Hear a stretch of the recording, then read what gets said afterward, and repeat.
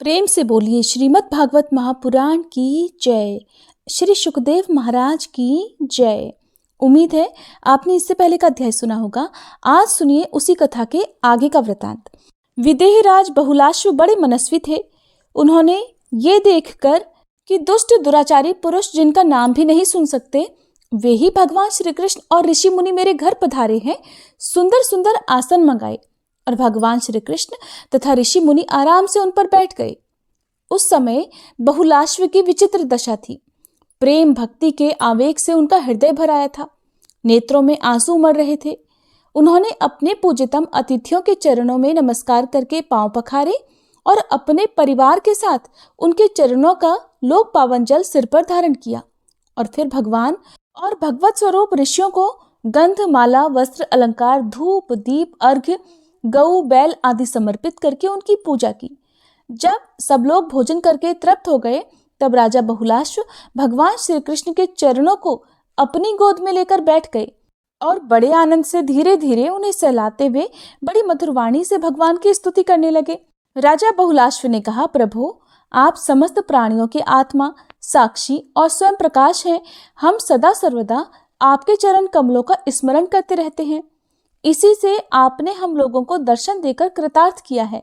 भगवान आपके वचन है कि मेरा अनन्य प्रेमी भक्त मुझे अपने स्वरूप बलराम जी, अर्धांगिनी लक्ष्मी और पुत्र ब्रह्मा से भी बढ़कर प्रिय है।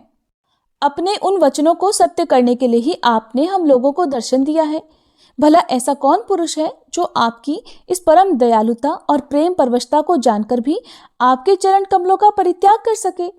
प्रभु जिन्होंने जगत की समस्त वस्तुओं का और शरीर आदि का भी मन से परित्याग कर दिया है, उन परम शांत मुनियों को आप अपने तक को भी दे डालते हैं। आपने यदुवंश में अवतार लेकर जन्म मृत्यु के चक्कर में पड़े हुए मनुष्यों को उससे मुक्त करने के लिए जगत में ऐसे विशुद्ध यश का विस्तार किया है जो त्रिलोकी के पाप ताप को शांत करने वाला है। मैं आपको नमस्कार करता हूँ। एक रस अनंत आप कुछ दिनों तक मुनि मंडली के साथ हमारे यहाँ निवास कीजिए और अपने चरणों की धूल से इस निमि वंश को पवित्र कीजिए। परीक्षित, सबके जीवनदाता भगवान श्री कृष्ण राजा बहुलाश्व की ये प्रार्थना स्वीकार करके मिथिलावासी नर नारियों का कल्याण करते हुए कुछ दिनों तक वहीं रहे। प्रिय परीक्षित, जैसे राजा बहुलाश्व भगवान श्री कृष्ण और मुनि मंडली के पधारने पर आनंद मग्न हो गए थे, ठीक वैसे ही श्रुतदेव ब्राह्मण भी भगवान श्री कृष्ण और मुनियों को अपने घर आया देखकर आनंद विह्वल हो गए। वे उन्हें नमस्कार करके अपने वस्त्र उछाल उछाल कर नाचने लगे। श्रुतदेव ने चटाई, पीढ़े और कुशासन बिछाकर उन पर भगवान श्री कृष्ण और मुनियों को बिठाया। स्वागत, भाषण आदि के द्वारा उनका अभिनंदन किया और अपनी पत्नी के साथ बड़े आनंद से सबके पांव पखारे। परीक्षित, महान सौभाग्यशाली श्रुतदेव ने भगवान और ऋषियों के चरणों तक से अपने घर और कुटुंबियों को सींच दिया। इस समय उनके सारे मनोरथ पूर्ण हो गए थे और वे हर्ष से मतवाले हो रहे थे। इसके बाद उन्होंने फल, गंध, खस से सुवासित निर्मल और मधुर जल, सुगंधित मिट्टी, तुलसी, कुश, कमल आदि अनायास प्राप्त पूजा सामग्री और सत्वगुण बढ़ाने वाले अन्न से सबकी आराधना की। उस समय श्रुतदेव जी मन ही मन सोचने लगे कि मैं तो घर गृहस्थी के अंधेरे कुएं में गिरा हुआ हूँ, अभागा हूँ। मुझे भगवान श्री कृष्ण और उनके निवास स्थान ऋषि मुनियों का, जिनके चरणों की धूल ही समस्त तीर्थों को तीर्थ बनाने वाली है, समागम कैसे प्राप्त हो गया। जब सब लोग आतिथ्य स्वीकार करके आराम से बैठ गए तब श्रुतदेव अपने स्त्री पुत्र और अन्य संबंधियों के साथ उनकी सेवा में उपस्थित हुए। वे भगवान के चरण कमलों का स्पर्श करते हुए कहने लगे, प्रभु आप व्यक्त अव्यक्त रूप, प्रकृति और जीवों से परे पुरुषोत्तम हैं। मुझे आपने आज ही दर्शन दिया हो ऐसी बात नहीं है। आप तो तभी से सब लोगों से मिले हुए हैं जब से आपने अपनी शक्तियों के द्वारा इस जगत की रचना करके आत्मसत्ता के रूप में इसमें प्रवेश किया है। जो लोग सदा सर्वदा आपकी लीला कथा का श्रवण कीर्तन और आपकी प्रतिमाओं का अर्चन वंदन करते हैं और आपस में आपकी ही चर्चा करते हैं, उनका हृदय शुद्ध हो जाता है और आप उसमें प्रकाशित हो जाते हैं। जिन लोगों का चित्त लौकिक, वैदिक आदि कर्मों की वासना से बहिर्मुख हो रहा है, उनके हृदय में रहने पर भी आप उनसे बहुत दूर हैं। किंतु जिन लोगों ने आपके गुणगान से अपने अंतःकरण को सद्गुण संपन्न बना लिया है, उनके लिए चित्तवृत्तियों से अग्राह्य होने पर भी आप अत्यंत निकट हैं। प्रभु, हम आपके सेवक हैं, हमें आज्ञा दीजिए कि हम आपकी क्या सेवा करें। नेत्रों के द्वारा आपका दर्शन होने तक ही जीवों के क्लेश रहते हैं। आपके दर्शन में ही समस्त क्लेशों की परिसमाप्ति है। श्री सुखदेव जी कहते हैं, परीक्षित, शरणागत भयहारी भगवान श्री कृष्ण ने श्रुतदेव की प्रार्थना सुनकर अपने हाथ से उनका हाथ पकड़ लिया और मुस्कुराते हुए कहा, प्रिय श्रुतदेव, ये बड़े बड़े ऋषि मुनि तुम पर अनुग्रह करने के लिए ही यहाँ पधारे हैं। ये अपने चरण कमलों की धूल से लोगों और लोकों को पवित्र करते हुए मेरे साथ विचरण कर रहे हैं। देवता, पुण्यक्षेत्र और तीर्थ आदि तो दर्शन, स्पर्श, अर्चन आदि के द्वारा धीरे धीरे बहुत दिनों में पवित्र करते हैं, किंतु संत पुरुष अपनी दृष्टि मात्र से ही सबको पवित्र कर देते हैं। यही नहीं, देवता आदि में जो पवित्र करने की शक्ति है वो भी उन्हें संतों की दृष्टि से ही प्राप्त होती है। श्रुतदेव, जगत में ब्राह्मण जन्म से ही सब प्राणियों में श्रेष्ठ है। यदि वह तपस्या, विद्या, संतोष और मेरी उपासना, मेरी भक्ति से युक्त हो, तब तो कहना ही क्या है। इसलिए श्रुतदेव, तुम इन ब्रह्म ऋषियों को मेरा ही स्वरूप समझकर पूरी श्रद्धा से इनकी पूजा करो। यदि तुम ऐसा करोगे तब तो तुमने साक्षात अनायास ही मेरा पूजन कर लिया, नहीं तो बड़ी बड़ी बहुमूल्य सामग्रियों से भी मेरी पूजा नहीं हो सकती। श्री सुखदेव जी कहते हैं, परीक्षित, भगवान श्री कृष्ण का ये आदेश प्राप्त करके श्रुतदेव ने भगवान श्री कृष्ण और उन ब्रह्म ऋषियों की एकात्म भाव से आराधना की और उनकी कृपा से वे भगवत स्वरूप को प्राप्त हो गए। राजा बहुलाश्व ने भी वही गति प्राप्त की।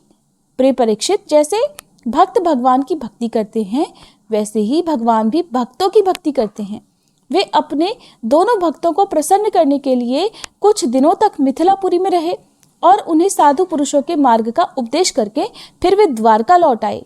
अब राजा परीक्षित ने पूछा, भगवान शंकर ने समस्त भोगों का परित्याग कर रखा है, परंतु देखा यह जाता है कि जो देवता, असुर अथवा मनुष्य उनकी उपासना करते हैं वे प्रायः धनी और भोग संपन्न हो जाते हैं, और भगवान विष्णु लक्ष्मीपति हैं, परंतु उनकी उपासना करने वाले प्रायः धनी और भोग संपन्न नहीं होते।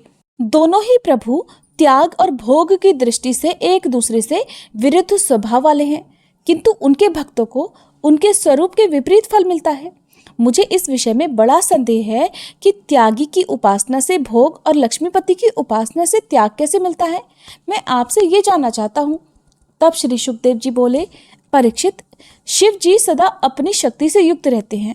वे सत्व आदि गुणों से युक्त तथा अहंकार के अधिष्ठाता हैं। अहंकार के 3 भेद हैं, वैकारिक, तेजस और तामस। त्रिविध अहंकार से 16 विकार हुए, 10 इंद्रियां, 5 महाभूत और 1 मन।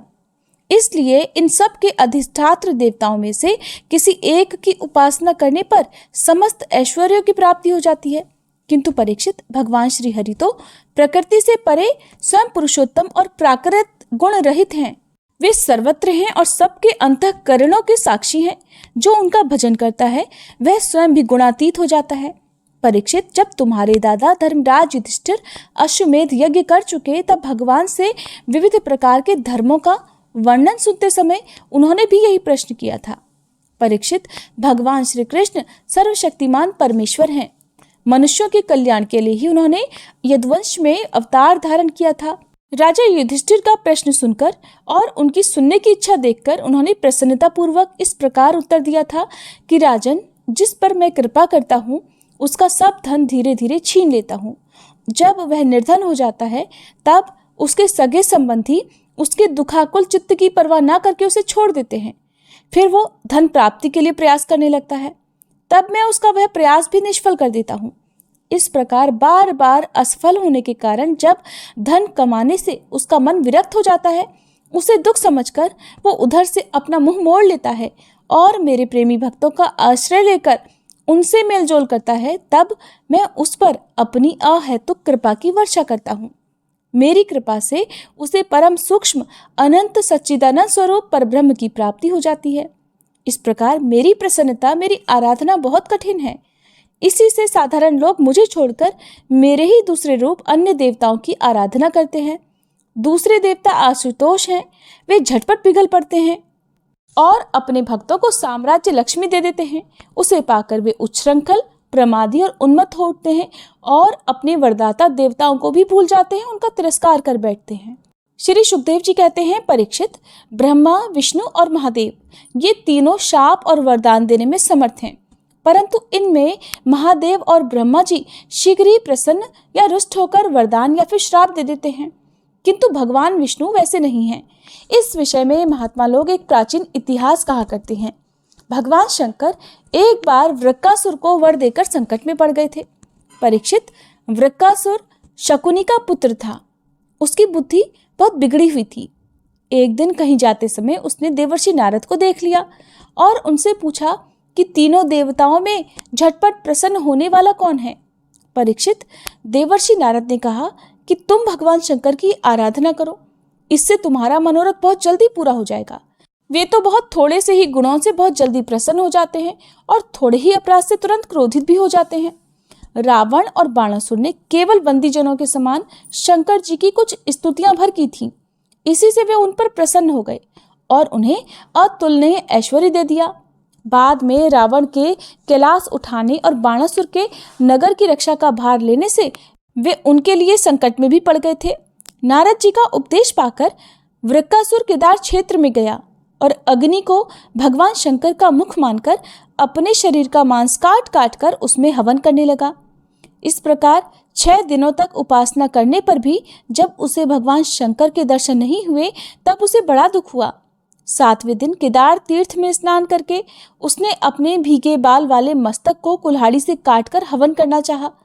परीक्षित, जैसे जगत में कोई बहुत दुखी आत्महत्या करने जाता है तो हम लोग करुणावश उसे बचा लेते हैं, वैसे ही परम दयालु भगवान शंकर ने वृक्कासुर के आत्मघात के पहले ही अग्निकुंड से अग्निदेव के समान प्रकट होकर अपने दोनों हाथों से उसके दोनों हाथ पकड़ लिए और गला काटने से रोक दिया। उनका स्पर्श होते ही वृक्कासुर के कटे हुए अंग ज्यों के त्यों पूर्ण हो गए। भगवान शंकर ने फिर वृक्कासुर से कहा, प्यारे वृक्कासुर, बस करो, बहुत हो गया। मैं तुम्हें वर देना चाहता हूँ, तुम मुँह मांगा वर मांग लो। अरे भाई, मैं तो अपने शरणागत भक्तों पर केवल जल चढ़ाने से ही संतुष्ट हो जाया करता हूँ, भला तुम झूठ मूठ अपने शरीर को क्यों पीड़ा दे रहे हो।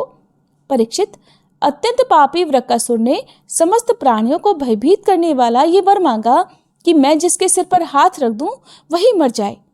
परीक्षित, उसकी ये याचना सुनकर भगवान रुद्र पहले तो कुछ अनमने से हो गए, फिर हंसकर बोले, अच्छा ऐसा ही हो। ऐसा वर देकर मानो उन्होंने तो सांप को ही अमृत पिला दिया हो। अब भगवान शंकर के इस प्रकार कह देने पर वृक्कासुर के मन में ये इच्छा हो आई कि मैं पार्वती जी को ही हर लूं।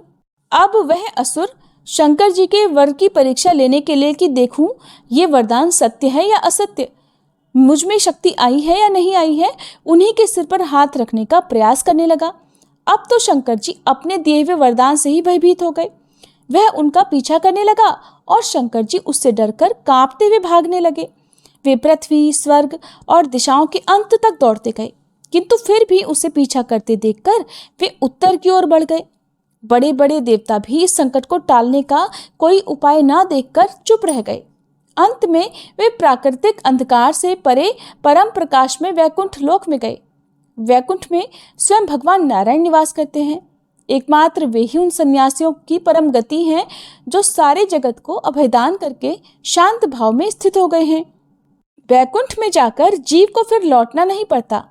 भक्त भयहारी भगवान ने देखा कि शंकर जी तो बड़े संकट में पड़े हुए हैं, तब वे अपनी योग माया से ब्रह्मचारी बनकर दूर से ही धीरे धीरे वृक्कासुर की ओर आने लगे। भगवान ने मूंज की मेखला, काला मृग चर्म, दंड और रुद्राक्ष की माला धारण कर रखी थी। उनके एक एक अंग से ऐसी ज्योति निकल रही थी मानो आग धधक रही हो। वे हाथ में कुश लिए हुए थे। वृक्कासुर को देखकर उन्होंने बड़ी नम्रता से झुककर प्रणाम किया। ब्रह्मचारी वेशधारी भगवान ने कहा, शकुनी नंदन वृक्कासुर जी, आप स्पष्ट ही बहुत थके से जान पड़ते हैं। आज आप बहुत दूर से आ रहे हैं क्या? थोड़ा विश्राम तो कर लीजिए। देखिए, ये शरीर ही सारे सुखों की जड़ है, इसी से सारी कामनाएं पूरी होती हैं। इसे अधिक कष्ट नहीं देना चाहिए। आप तो सब प्रकार से समर्थ हैं और इस समय आप क्या करना चाहते हैं? यदि मेरे सुनने योग्य कोई बात हो तो बतलाइए। क्योंकि संसार में देखा जाता है कि लोग सहायकों के द्वारा बहुत से काम बना लिए करते हैं, श्री सुखदेव जी कहते हैं, परीक्षित, भगवान के एक एक शब्द से अमृत बरस रहा था। उनके इस प्रकार प्यार से पूछने पर पहले तो उस असुर ने थोड़ा ठहरकर अपनी थकावट दूर की। उसके बाद क्रमशः अपनी तपस्या, वरदान प्राप्ति और भगवान शंकर के पीछे दौड़ने की बात उसने शुरू से कह सुनाई। तब श्री भगवान ने कहा, अच्छा ऐसी बात है, तब तो भाई हम उसकी बात पर विश्वास नहीं करते। आप नहीं जानते हैं क्या, वो तो दक्ष प्रजापति के शाप से पिशाच भाव को प्राप्त हो गया है। आजकल वही प्रेतों और पिशाचों का सम्राट है। दानवराज, आप इतने बड़े होकर ऐसी छोटी छोटी बातों पर विश्वास कर लेते हैं। आप अगर अब भी उसे जगत गुरु मानते हो और उसकी बात पर विश्वास करते हो तो झटपट अपने सिर पर हाथ रखकर परीक्षा कर लीजिए। उन्होंने तो तुमसे झूठ बोला है। दानव शिरोमणि, अगर किसी प्रकार शंकर की बात असत्य निकले तो उस असत्यवादी को मार डालिए, जिससे कि वो फिर कभी झूठ न बोल सके। परीक्षित, भगवान ने ऐसी मोहित करने वाली अद्भुत और मीठी बात कही कि उस असुर की विवेक बुद्धि जाती रही। उस दुर्बुद्धि ने भूलकर अपने ही सिर पर हाथ रख लिया। बस उसी क्षण उसका सिर फट गया और वो वहीं धरती पर गिर पड़ा, मानो उस पर बिजली गिर पड़ी हो। और उसी समय आकाश में देवतागण जय जय नमो नमः साधु साधु के नारे लगाने लगे। पापी वृकासुर की मृत्यु से देवता, ऋषि, पितर और गंधर्व अत्यंत प्रसन्न होकर पुष्पों की वर्षा करने लगे। अब पुरुषोत्तम भगवान ने भयमुक्त शंकर जी से कहा, देवाधिदेव, बड़े हर्ष की बात है कि इस दुष्ट को इसके पापों ने ही नष्ट कर दिया। परमेश्वर, भला ऐसा कौन प्राणी है जो महापुरुषों का अपराध करके कुशल से रह सके? फिर स्वयं जगत गुरु विश्वेश्वर आपका अपराध करके तो कोई सकुशल भला रह ही कैसे सकता है? भगवान अनंत शक्तियों के समुद्र हैं। उनकी एक एक शक्ति मन और वाणी की सीमा के परे है। वे प्रकृति से अतीत स्वयं परमात्मा है। उनकी शंकर जी को संकट से छुड़ाने की ये जो लीला कोई कहता या सुनता है, वे संसार के बंधनों और शत्रुओं के भय से मुक्त हो जाता है। हरे कृष्णा। आज के अध्याय में बस इतना ही। इसके आगे का वृतांत बहुत ही रोचक है, तो आप अगले अध्याय का इंतजार जरूर कीजिएगा और उम्मीद है आज की ये कथा आपको पसंद आई होगी।